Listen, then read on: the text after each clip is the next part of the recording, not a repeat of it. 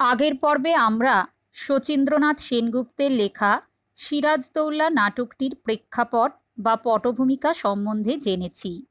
সেখানে দেখেছি যে নবাব আলীবর্দী খাঁর ৩ কন্যা সন্তানের মধ্যে ছোট কন্যার পুত্র সিরাজকেই নবাব আলীবর্দী ওনার পরবর্তী নবাব মনোনীত করেন। এর ফলে সিরাজের বড় মাসি ঘসেটি বেগম এবং সিরাজের কিছু পারিষদবর্গ ইংরেজদের সঙ্গে মিলিত হয়ে এক গভীর ষড়যন্ত্রে লিপ্ত হন সিরাজকে সিংহাসনচ্যুত করার জন্য। সিরাজ এই ষড়যন্ত্রের আঁচ পান। সিরাজ ইংরেজদের প্রতিনিধি ওয়াটসকে তাঁর সভায় স্থান দিয়েছিলেন। ষড়যন্ত্রকারী এই ওয়াটস এবং মীরজাফর, রায়দুর্লভ, রাজবল্লভ, জগৎ শেঠ সকলেরই উদ্দেশ্যে সিরাজ কিছু কথা বলেছিলেন। মূলত এই বিষয়টিকেই কেন্দ্র করে সিরাজদৌল্লা নাটকের দ্বিতীয় অঙ্কের প্রথম দৃশ্যটি রচিত।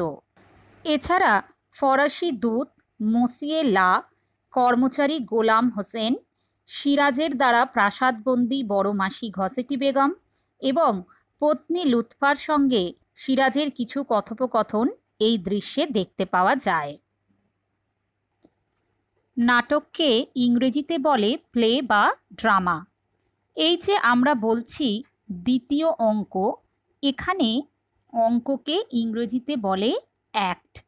আর প্রথম দৃশ্য, এই দৃশ্য মানে ইংরেজিতে বলা হয় সিন। তার মানে সিরাজদৌল্লা নাটকের সেকেন্ড অ্যাক্টের ফার্স্ট সিনটা তোমাদের পাঠ্য। যদি তোমরা কেউ নাটক দেখে থাকো তাহলে দেখবে যে বেশিরভাগ নাটকেই একটা মধ্যান্তর বা বিরতি থাকে, যাকে ইংরেজিতে বলে ইন্টারভেল। এই ইন্টারভেলের আগের অংশটাকে বলা হয় ফার্স্ট অ্যাক্ট, যার মধ্যে অনেকগুলো সিন থাকে। আবার ইন্টারভেলের পরবর্তী অংশটাকে বলা হয় সেকেন্ড অ্যাক্ট, যেখানেও আবার অনেকগুলো সিন থাকে। অনেক নাটকে এর বেশি সংখ্যক অ্যাক্টও দেখতে পাওয়া যায়, বিশেষত আগের দিনের নাটকে। যেমন এই সিরাজদৌল্লা হলো 3টি অঙ্কের নাটক। তোমাদের পাঠ্য সিরাজদৌল্লা নাট্যাংশটির উৎস অর্থাৎ মূল যে গ্রন্থ থেকে নেওয়া হয়েছে তা হলো সিরাজদৌল্লা। এই নাটকটি শচীন্দ্রনাথ সেনগুপ্ত 1938 সালে লিখেছিলেন। প্রথমে আমরা জেনে নেব এই নাটকে কোন কোন চরিত্র আছে। এই নাটকের প্রধান চরিত্র হল সিরাজদৌল্লা, যিনি হলেন নবাব। তার পুরো নাম মির্জা মোহাম্মদ সিরাজউদ্দৌলা। এবার আমরা জেনে নেব পার্শ্ব চরিত্রগুলি কি কি আছে। মির্জাফর বা জাফর আলী খাঁ, প্রধান সেনাপতি। মোহনলাল, অধস্তন কর্মচারী। মীর মদন, অধস্তন কর্মচারী। রায়দুর্লভ বা দুর্লভ রায়, সভাসদ। রাজবল্লভ, সভাসদ, ইনি রাজা উপাধি পান। গোলাম হোসেন, নবাবের কর্মচারী। মুন্সিজি, পত্র অনুবাদক। এরা প্রত্যেকেই নবাবের পারিষদ বর্গ। এছাড়া আছে 2জন বিদেশি চরিত্র, ওয়াটস, ইংরেজ প্রতিনিধি, মসিয়ে লা, ফরাসি দূত। আর আছে 2জন নারী চরিত্র, ঘসেটি বেগম, সিরাজের বড় মাসি, যিনি মেহেরুন্নিসা নামেও পরিচিত, এবং লুৎফা বেগম, নবাব পত্নী বা স্ত্রী। আরও 2জন চরিত্রের উল্লেখ এখানে আছে, কিন্তু নাটকের এই অংশে তাদের কোনো সক্রিয় ভূমিকা নেই। সেই ব্যক্তিদ্বয় হলেন ওয়াটসন, ইংরেজ নৌ সেনাপতি, আর শওকত জং, সিরাজদৌল্লার মেজমাসির ছেলে। তাহলে নাটকটির এই অংশে মোট 14টি চরিত্র আছে, যার মধ্যে 12টি চরিত্র এই অংশে সক্রিয়ভাবে অংশগ্রহণ করেছে, আর 2টি চরিত্রের শুধু নাম উল্লেখ করা হয়েছে। চরিত্রের নামগুলো তোমরা অবশ্যই ভালো করে মুখস্থ করবে এবং মনে রাখবে। এবার আমরা মূল অংশে আসব। প্রথমেই আমরা এই নাটকটিকে কয়েকটি ভাগে ভাগ করে নেব। প্রথম ভাগটি হল নবাব সিরাজদৌল্লার সঙ্গে ইংরেজ প্রতিনিধি ওয়াটসের কথোপকথন। এই কথোপকথনের মাধ্যমে যে মূল বিষয়গুলি ধরা পড়ে সেগুলি হল: 1 নম্বর, সিরাজ অবগত হন ষড়যন্ত্রকারী ওয়াটস সম্পর্কে। 2 নম্বর, ষড়যন্ত্রের প্রমাণস্বরূপ নৌসেনাধ্যক্ষ ওয়াটসন এবং ওয়াটসের গোপন চিঠি ফাঁস। 3 নম্বর, ওয়াটসের ঔদ্ধত্য। 4 নম্বর, ওয়াটসকে নবাবের সভা থেকে বিতাড়িত করা। নাট্যাংশটির শুরুতে আমরা দেখতে পাচ্ছি যে স্থান হচ্ছে নবাব সিরাজের দরবার কক্ষ। দরবার মানে রাজসভা, আর কক্ষ মানে যেখানে সভার অধিবেশন হয়। সিরাজ সিংহাসনে উপবিষ্ট। উপবিষ্ট মানে বসে থাকা, অর্থাৎ নবাব সিরাজদৌল্লা সিংহাসনে বসে আছেন। কর্মচারীরা মানে মাস মাইনের ভিত্তিতে কাজ করার জন্য নিযুক্ত ব্যক্তিগণ যথাস্থানে অর্থাৎ নিজের নিজের জায়গায় উপবিষ্ট মানে বসে আছেন। সভাসদ কথাটির অর্থ সভায় যোগদানকারী সদস্য, যেমন প্রধানমন্ত্রী, অন্যান্য মন্ত্রী, সেনাধ্যক্ষ বা সেনাপতি, বিভিন্ন গণ্যমান্য ব্যক্তি, আমির ওমরাহ, এরাই হলেন অংশগ্রহণকারী ব্যক্তি।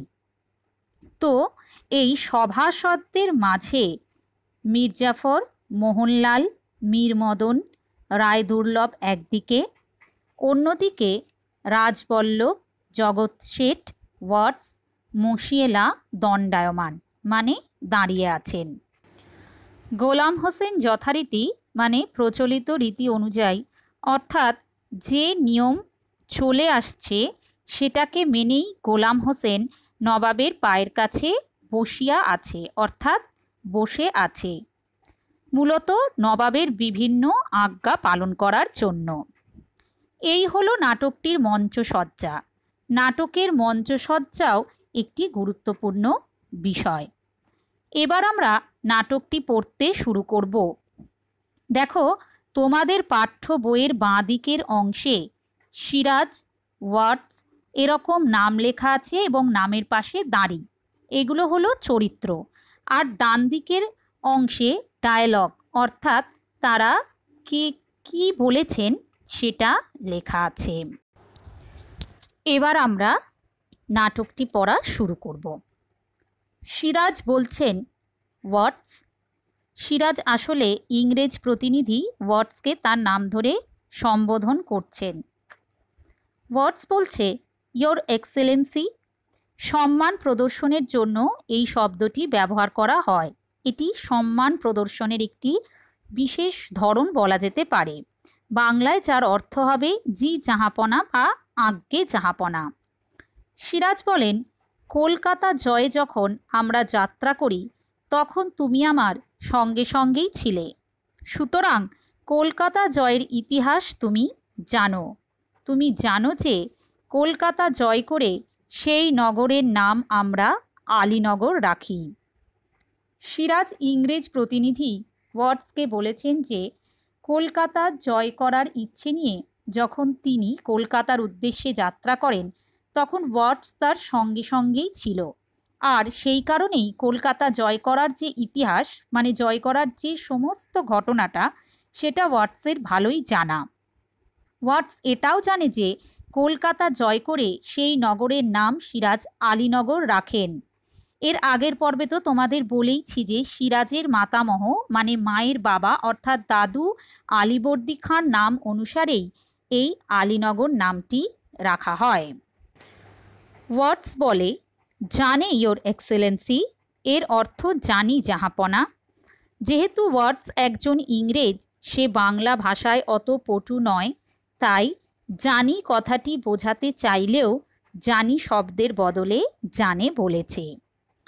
সিরাজ বলছেন, আলীনগরে তোমাদের কোম্পানির সঙ্গে যে সন্ধি হয় তার সব শর্তও তোমাদের জানা আছে। আমরা আগের পর্বে জেনেছিলাম যে সিরাজ প্রথমে কলকাতার দুর্গ জয় করে আলীনগর নাম রাখলেও কিছুদিন পরেই ইংরেজরা পুনরায় তা অধিকার করে নেয় এবং সিরাজ অনিচ্ছা সত্ত্বেও ইংরেজদের সঙ্গে আলীনগরের সন্ধি স্থাপন করতে বাধ্য হন এবং এই সন্ধির শর্ত অনুযায়ী ইংরেজদের মালপত্রের ওপর থেকে ট্যাক্স বা কর তুলে নেওয়া, দুর্গ নির্মাণ ও টাকশাল গড়ার অধিকার সহ ইংরেজদের ক্ষতিপূরণ হিসেবে 3 লাখ রুপি দেন সিরাজ। পরিবর্তে শুধু চেয়েছিলেন ইংরেজগণ বাংলায় শান্তি বজায় রাখবে। সিরাজ আরও বলেন যে তোমাদের কোম্পানি সন্ধির সকল শর্ত যাতে রক্ষা করে তারই জন্যে প্রতিভরূপে তোমাকে মুর্শিদাবাদে রাখা হয়েছে। কোম্পানি সন্ধি শর্ত রক্ষা না করলে যুদ্ধ ঘোষণার আগেই তোমাকে আমরা তোপের মুখে উড়িয়ে দিতে পারি, জানো? প্রতিভরূপে কথাটির দুটো মানে। একটা হচ্ছে প্রতিনিধি স্বরূপ, মানে ইস্ট ইন্ডিয়া কোম্পানির সকলের তরফ থেকে একজনকেই রাখা হয়েছে। আরেকটা মানে হলো জামিন হিসাবে রাখা, অর্থাৎ ইস্ট ইন্ডিয়া কোম্পানি যাই কাজ করুক, সে ভালো হোক বা মন্দ, তার সব দায় হলো ওয়াটসের। যেমন ধরো, তোমাদের যদি প্রধান শিক্ষক মহাশয়কে কিছু বলার থাকে, তোমরা সবাই মিলে কিন্তু তাঁর কাছে যাও না। যে ক্লাসের মনিটর, সে তোমাদের সমস্যা বা অভিযোগ নিয়ে প্রধান শিক্ষকের সঙ্গে দেখা করে কথা বলে, তার মানে সে তোমাদের সবার প্রতিনিধি হয়ে গেছে। সে প্রধান শিক্ষক মহাশয়কে যেটা বলবে সেটা কিন্তু তার একার কথা নয়, বরং তোমাদের সবারই কথা হিসেবেই ধরা হবে। আবার ধরো, তোমরা কোনো একটা ক্লাসে খেলতে চাইছো, তখন মনিটরকে হয়তো বলা হলো খেলো, কিন্তু কেউ যদি কোনো দুষ্টুমি বা মারামারি করে আমরা কিন্তু মনিটরকেই ধরব। তার মানে মনিটর হলো তোমাদের সবার জামিন। অর্থাৎ কি না, এই আলীনগরের সন্ধির যে সমস্ত শর্ত ছিল সেগুলো যাতে ইস্ট ইন্ডিয়া কোম্পানি যথাযথভাবে রক্ষা করে, তার জন্যই ওয়াটসকে মুর্শিদাবাদে রাখা হয়েছে। এখন কোম্পানি যদি তার সকল সন্ধি না মানে বা তাদের শর্তগুলো উল্লঙ্ঘন করে বা চুক্তিমতো কাজকর্ম না করে, সেক্ষেত্রে কাউকে কিছু না জানিয়ে যুদ্ধ ঘোষণা করার আগেই ব্যক্তিগত সিদ্ধান্তেই সিরাজ ওয়াটসকে তোপের মুখে উড়িয়ে দিতে পারেন, মানে কামানের গোলার সামনে দাঁড় করিয়ে তাকে হত্যা করতে পারেন। অর্থাৎ সন্ধি বা শর্ত ভঙ্গ হলে ওয়াটসের মৃত্যু অনিবার্য। ওয়াটস বলছে জানে ইয়োর এক্সেলেন্সি, অর্থাৎ ওয়াটস বলছে জাহাপনাকে যে সে এসবই জানে। সিরাজ বলছেন তুমি প্রস্তুত হও। কিসের জন্য প্রস্তুত হতে বলছে? না, মৃত্যুর জন্য বা শাস্তির জন্য।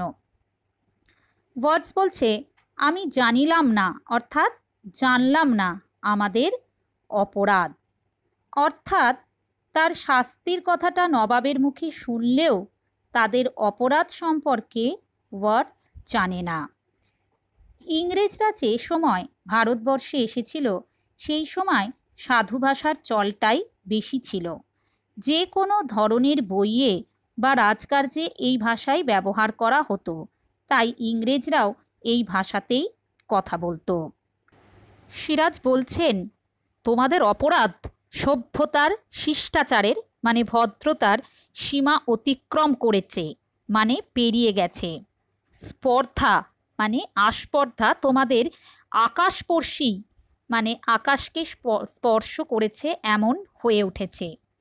শুধু শান্তিভঙ্গের আশঙ্কায় মানে শান্তি ভেঙে যাওয়ার ভয়ে আমি এতদিন তোমাদের সঙ্গে ভদ্র ব্যবহার করে এসেছি, কিন্তু ভদ্রতার অযোগ্য তোমরা।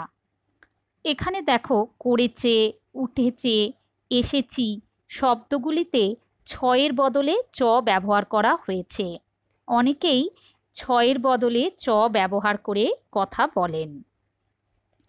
ওয়াটস বলছে আপনার অভিযোগ বুঝিতে পারিলাম না, অর্থাৎ নবাব ঠিক কী দোষারোপ করছেন ওয়াটস নাকি তা বুঝতেই পারছে না। সিরাজ বললেন মুন্সিজি, অ্যাডমিরাল ওয়াটসনের পত্র। মুন্সিজি মানে যিনি রাজ দরবারে মূলত খাতাপত্র লেখার বা হিসাবপত্র রাখার কাজ করেন, অর্থাৎ করণিক বা কেরানির কাজ করেন। এখানে পত্র অনুবাদকের ভূমিকায় মানে ইংরেজি থেকে বাংলায় চিঠি অনুবাদ করার কাজে দেখতে পাওয়া যায় এই মুন্সিজিকে। অ্যাডমিরাল শব্দের অর্থ নৌ সেনাপতি। ছাত্রছাত্রীরা তোমরা প্রায়শই একটা জিনিস ভীষণভাবে গণ্ডগোল করো, তা হলো ওয়াটস আর ওয়াটসন এই দুটি চরিত্রের মধ্যে। প্রথমটিতে ন নেই অর্থাৎ ওয়াটস, আর দ্বিতীয়টিতে ন আছে অর্থাৎ ওয়াটসন।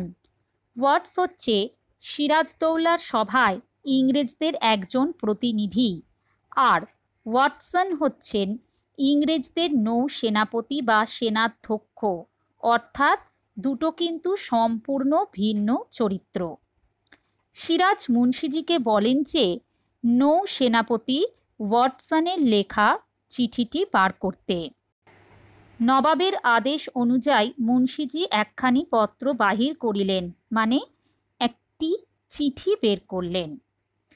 এই ব্র্যাকেট দেওয়া অংশে যেগুলো লেখা আছে সেগুলো কিন্তু ডায়ালগ নয়, ওগুলো নাটকের ইনস্ট্রাকশন বা নির্দেশাবলী। সিরাজ বলছেন, এই পত্র সম্বন্ধে তুমি কিছু জানো? অর্থাৎ সিরাজ ওয়াটসের কাছে জানতে চাইছেন যে এই চিঠি সম্পর্কে ওয়াটস কিছু জানে কিনা। মুন্সি পত্র ওয়াটসকে দিলেন, ওয়াটস পড়িতে লাগিলেন, মানে ওয়াটসনের লেখা চিঠিটি ওয়াটস পড়ছে। সিরাজ বলছেন, শেষের দিকে কি লেখা আছে? মানে পুরো চিঠিটা না পড়ে শেষের অংশটা পড়ার দিকে জোর দিলেন। ইংরেজদের প্রতিনিধি ওয়াটস ইংরেজ নৌ সেনাপতি ওয়াটসনের লেখা চিঠিটি পড়তে শুরু করে। আই নাও অ্যাকোয়েন্ট ইউ, এখানে অ্যাকোয়েন্ট বানানটা একটু ভুল আছে, ACQUAINT হবে, কিউটা বাদ পড়ে গেছে। অ্যাকোয়েন্ট মানে পরিচিতি করানো, এখানে জানানো। আমি তোমাকে অবগত করাচ্ছি বা জানাচ্ছি দ্যাট দ্য রিমেইন্ডার মানে অবশিষ্টাংশ অব দ্য ট্রুপস, অর্থাৎ যে অবশিষ্টাংশ সৈন্যদল which should have been here long since, যাদের এখানে অনেক দিন আগেই উপস্থিত হওয়ার দরকার ছিল, and which I hear the colonel, colonel ক্লাইভের কথা এখানে বলা হয়েছে, টোল্ড ইউ হি এক্সপেক্টেড, এবং আমি যেটা শুনেছি যে কর্নেল তোমাকে বলেছেন যে তিনিও এটাই আশা করেছিলেন, will be at Calcutta in a few days, তারা কিছুদিনের মধ্যেই কলকাতায় এসে উপস্থিত হবে। That in a few days more, তার কিছুদিনের মধ্যে, আই শ্যাল ডেসপ্যাচ, ডেসপ্যাচ মানে পাঠিয়ে দেওয়া, আমি পাঠিয়ে দেব, আ ভেসেল একটি বড় জাহাজ, for more ships and more troops, আরও জাহাজ এবং সৈন্য আনার জন্য। And that I will kindle, kindle মানে আগুন ধরানো, such a flame in your country, আর আমি আগুনের এমন শিখা প্রজ্বলিত করব তোমার দেশে, as all the water in the Ganges, গঙ্গার সমস্ত জলও, shall not be able to extinguish, সেই আগুন নির্বাপিত করতে বা নেভাতে অক্ষম। সিরাজ বললেন, মুন্সিজি এই পত্রের মর্ম সভাসদদের বুঝিয়ে দিন। অর্থাৎ নৌ সেনাধ্যক্ষ ওয়াটসন যে চিঠিটি লিখেছে, যেটা ওয়াটস এখুনি পড়ল, সেই ইংরেজিতে লেখা চিঠিটার বাংলা করে সবাইকে বুঝিয়ে দিন। মুন্সি পত্র লইয়া বাংলা তর্জমা শুনাইলেন, অর্থাৎ মুন্সিজি চিঠিটি নিয়ে বাংলায় অনুবাদ করে শোনালেন। মুন্সিজি চিঠিটি পড়তে লাগলেন। কর্নেল ক্লাইভ যে সৈন্যের কথা উল্লেখ করিয়াছিলেন তাহা শীঘ্রই কলকাতায় পৌঁছিবে। আমি সত্বর আরেকখানা জাহাজ মাদ্রাজে পাঠাইয়া সংবাদ দিব যে আরও সৈন্য এবং আরও জাহাজ বাংলায় আবশ্যক। বাংলায় আমি এমন আগুন জ্বালাইব যাহা গঙ্গার সমস্ত জল দিয়াও নিভানো যাইবে না। এই চিঠিটি কে লিখেছেন? না নৌ সেনাপতি ওয়াটসন। কাকে লিখেছেন? না ইংরেজ প্রতিনিধি ওয়াটসকে।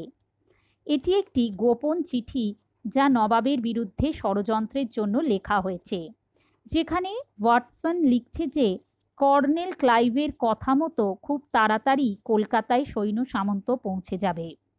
ওয়াটসন খুব তাড়াতাড়ি আরেকটা জাহাজ পাঠিয়ে মাদ্রাজে খবর দেবে যে বাংলায় আরও অনেক সৈন্য এবং জাহাজের প্রয়োজন।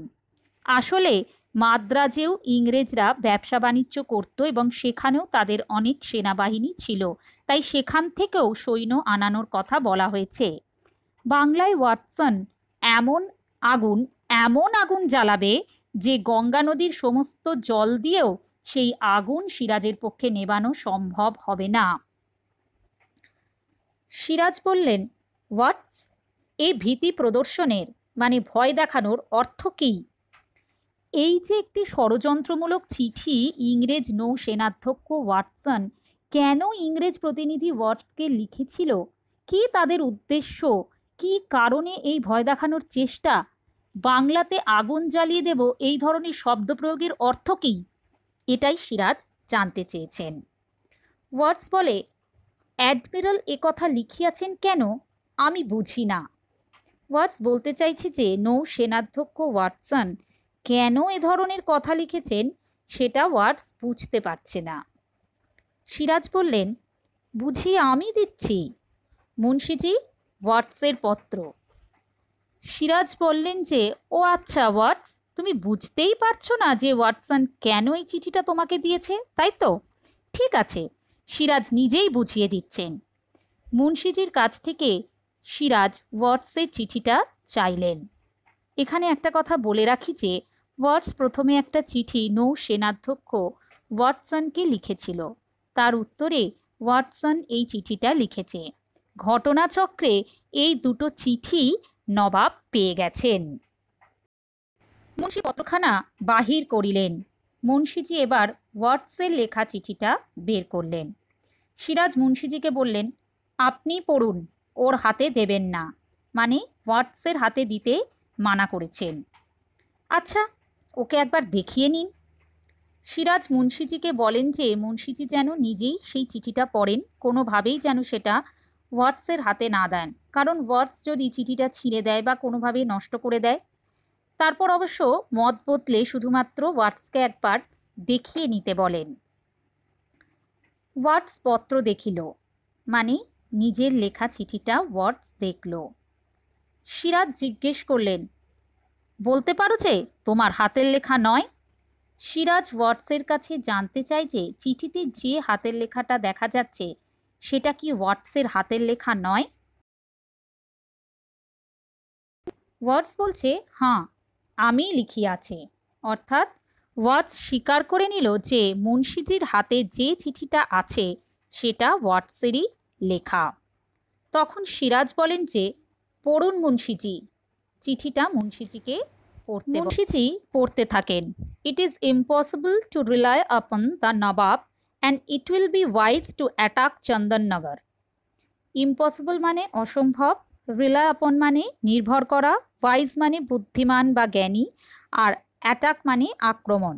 অর্থাৎ নবাবের উপর নির্ভর করা অসম্ভব, চন্দননগর আক্রমণ করাই বুদ্ধিমানের কাজ। তাহলে ব্যাপারটা কি দাঁড়ালো যে ওয়াটস নবাবের সভায় থেকে নবাবেরই বিরুদ্ধে ষড়যন্ত্র করে ইংরেজদের উস্কানিমূলক চিঠি পাঠাচ্ছে। সে পরিষ্কারভাবে লিখেছে যে নবাবের ওপর আস্থা রাখার কোনো প্রয়োজন নেই, বরং আলীনগরের সন্ধির যে শর্ত সেগুলো ভেঙে দিয়ে চন্দননগরে যেখানে ফরাসিদের কুঠি আছে সেগুলো আক্রমণ করাই বুদ্ধিমানের কাজ হবে। ফরাসিদের ঘাঁটি চন্দননগর থেকে তাদেরকে সরিয়ে দিয়ে ইংরেজরা নিজেরাই সেখানে ব্যবসা বাণিজ্য করবে, এটাই ছিল তাদের অভিসন্ধি। আর সেই সঙ্গে নবাবকেও দুর্বল প্রতিপন্ন করা ছিল তাদের উদ্দেশ্য। আলীনগরের সন্ধির সময় সিরাজ ইংরেজদের অনেক অন্যায্য দাবি মেনে নিয়েছিলেন, শুধু এই শর্তে যে ইংরেজ বাংলায় শান্তি শৃঙ্খলা বজায় রাখবে। কিন্তু ওয়াটস নিজেই এখন উল্টো কথা বলায় সিরাজ ভীষণই ক্ষুব্ধ হন। ক্ষুব্ধ হয়ে সিরাজ বলেন, তোমাদের অভদ্রতার ঔদ্ধত্যের আরও পরিচয় চাও? জেনে রাখো, তাও আমি দিতে পারি। আমার সভাসদরা, আমার স্বদেশীয়রা তারস্বরে মানে খুব জোর গলায় ঘোষণা করে, আমি নির্বোধ, অত্যাচারী, বিলাস সর্বস্ব, কিন্তু আমি যে সকলের শয়তানির সন্ধান রাখি তার সামান্য পরিচয় আজ দিয়ে রাখলাম। সিরাজ ওয়াটসকে বলছেন যে তাদের অসভ্যতামির, নোংরামির আরও প্রমাণের কি দরকার আছে? যদি থাকে তাহলে সেটা দিতেও নবাব পিছুপা হবেন না। সিরাজের দুর্ভাগ্য হলো যে ঘরের শত্রু বিভীষণের মতোই তার নিজের লোকেরাই তার সম্পর্কে দুর্নাম রটাতে ব্যস্ত ছিল। আসলে আলীবর্দী খাঁ সিরাজকে নবাব রূপে মনোনীত করলে তাঁর সেই সিদ্ধান্ত কারোরই মনোপুত হয়নি। তাই শুরু থেকেই সিরাজের আত্মীয়বর্গ ও সমাজের উঁচুতলার লোকেরা ইংরেজদের সঙ্গে মিলিত হয়ে নবাবকে সিংহাসনচ্যুত করার জন্য গভীর ষড়যন্ত্রে লিপ্ত হন। তাই ইচ্ছাকৃতভাবেই সিরাজের চরিত্রকে তারা কালিমালিপ্ত করতে থাকে। ষড়যন্ত্রের কারণেই সিরাজ তার সংক্ষিপ্ত রাজত্বকালে একটা দিনও শান্তি পাননি। নবাবের সোনার মুকুট যেন পরিণত হয়েছিল কাঁটার মুকুটে। সিরাজকে সবাই বোধহীন বললেও, সে বিলাসিতায় ডুবে আছে ভাবলেও, তিনি কিন্তু প্রত্যেকের চক্রান্তের খবর রাখেন। অর্থাৎ তাঁর পিছনে কি হচ্ছে তিনি সব কিছুর ওপর নজর রেখেছেন। একজন দক্ষ শাসকের যা প্রকৃত পরিচয়। তিনি যে সবই জানেন তার একটু নমুনা শুধু তিনি দিলেন। এরপর সিরাজ বলেন যে, তুমি ওয়াটস, তুমি আমারই দরবারে স্থান পেয়ে আমার সভাসদদের আমারই বিরুদ্ধে উত্তেজিত করো। কলকাতায় ইংরেজদের উপদেশ দাও আমারই আদেশ লঙ্ঘন করে কাজ করতে। জানো এর শাস্তি কি? সিরাজ ওয়াটসকে বলছেন যে ওয়াটসকে সিরাজ তার দরবারে মানে এক প্রকার ঘরেই স্থান দিয়েছেন। আর ঘরে স্থান পেয়ে ওয়াটস কী করেছে না, ওয়াটস নবাবেরই মন্ত্রী, সেনাপতি, আমাত্যবর্গকে নবাবেরই বিরুদ্ধে খেপিয়ে তুলছে। আবার কলকাতায় ইংরেজদের পরামর্শ দিচ্ছে যে নবাবের আদেশকে অমান্য করে চন্দননগর আক্রমণ করার জন্য। তার এই কুকর্মের কি শাস্তি হতে পারে সে কি তা জানে? এরপর ওয়াটস বলে যে, পানিশ মি, আমাকে শাস্তি দিন, ইয়োর এক্সেলেন্সি, হে জাহাপনা, ইফ ইউ উইল, যদি আপনি ইচ্ছে করেন, মানে আপনার ইচ্ছে করলে আপনি আমাকে শাস্তি দিন। I can only say that, আমি শুধুমাত্র এইটুকুই বলবো যে I have done my duty, আমি আমার কর্তব্যটুকু করেছি মাত্র। ওয়াটস যেহেতু জেনে শুনেই সব কিছু করেছে, তাই নবাবের অভিযোগে সে এতটুকুও বিচলিত হয়নি, বরং খুব শান্তভাবেই বলেছে যে নবাব মনে করলে তাকে শাস্তি দিতেই পারেন, কিন্তু সে শুধুমাত্র তার দায়িত্বটুকুই পালন করেছে। শেষের এই অংশটুকুর মাধ্যমে ওয়াটসের ঔদ্ধত্য প্রকাশ পেয়েছে। স্বভাবতই সিরাজ খুব রাগান্বিত হয়ে বলেন যে, এই মুহূর্তে তুমি আমার দরবার ত্যাগ করো, মানে ওয়াটসকে চলে যেতে বলে। ভবিষ্যতে আর কখনো এ দরবারে তুমি স্থান পাবে না, এবং সেই সঙ্গে এটাও জানিয়ে দেয় যে আর কোনো দিনই সিরাজের এই সভায় তার জায়গা হবে না। তোমার কোম্পানি যদি সৎ ব্যবহার দিয়ে আমাকে আবার খুশি করতে পারে, তাহলে কোম্পানির প্রতিনিধি হিসাবে কোনো সচ্চরিত্র ইংরেজকে আমি দরবারে স্থান দেব, তোমাকে নয়, আর তাও এখন নয়, যাও। সিরাজ বললেন যে ভবিষ্যতে ইস্ট ইন্ডিয়া কোম্পানি যদি তাদের ভালো আচার আচরণ বা ব্যবহারের মাধ্যমে অর্থাৎ সমস্ত নিয়মনীতি মেনে নিয়ে সিরাজকে খুশি করতে পারে, তাহলে তখন তিনি কোম্পানির একজন প্রতিনিধি হিসাবে কোনো ভালো চরিত্রের ইংরেজ ব্যক্তিকে তাঁর দরবারে স্থান দেবেন। কিন্তু ওয়াটসের মতো বিশ্বাসঘাতককে তো কখনোই আর স্থান দেবেন না। এমনকি এই মুহূর্তেই অন্য কোনো ইংরেজ প্রতিনিধিকেও তাঁর সভায় থাকতে অ্যালাউ করবেন না। তাহলে কখন আবার অ্যালাউ করবেন না, যখন ইংরেজরা তাদের আচরণ সংযত করবে তখন। এই বলে সিরাজ ওয়াটসকে চলে যেতে বলেন।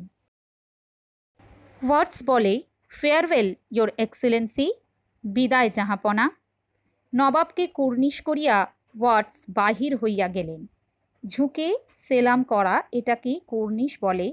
মূলত সম্মান প্রদর্শনের জন্যই এটা করা হয়। নবাবকে কুর্নিশ করে ওয়াটস বেরিয়ে গেল। আজ এই অবধি পড়ালাম। এই অংশটুকু থেকে পাওয়া কিছু শব্দের অর্থ আরেকবার দেখে নেব। ১. দরবার, রাজসভা। ২. কক্ষ, যেখানে সভার অধিবেশন হয়। ৩. উপবিষ্ট, বসে আছেন। ৪. কর্মচারী, মাস মাইনের ভিত্তিতে কাজ করার জন্য নিযুক্ত ব্যক্তি। ৫. যথাস্থানে, নির্দিষ্ট জায়গায়। ৬. দণ্ডায়মান, দাঁড়িয়ে আছে। ৭. যথারীতি, প্রচলিত রীতি অনুযায়ী। ৮.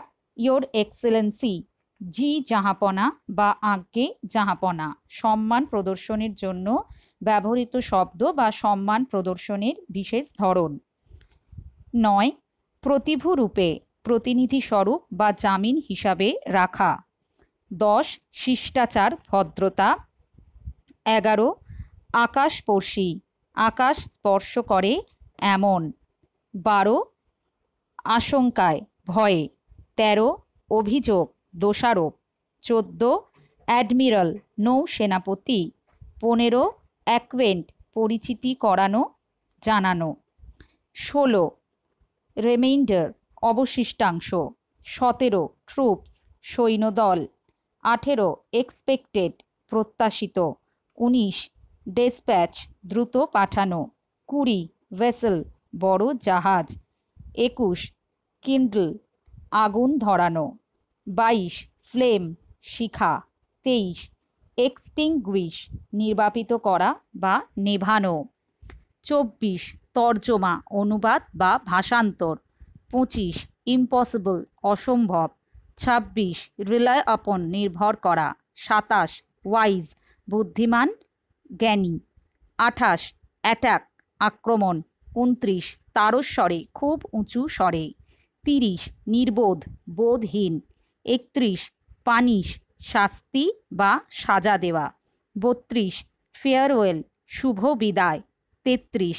কুর্নিশ, অভিবাদন জানানোর শারীরিক ভঙ্গিমা। আজ তোমাদের পাঠ্য সিরাজদৌল্লা নাটকের ৮৩, ৮৪ ও ৮৫ পাতার অর্ধেকটা পড়ালাম। খুব ভালো করে নাট্যাংশটির এই অংশটুকু পড়বে, মন দিয়ে বিষয়টা শুনবে এবং কিছু বুঝতে অসুবিধা হলে অবশ্যই আমার কাছে জেনে নেবে।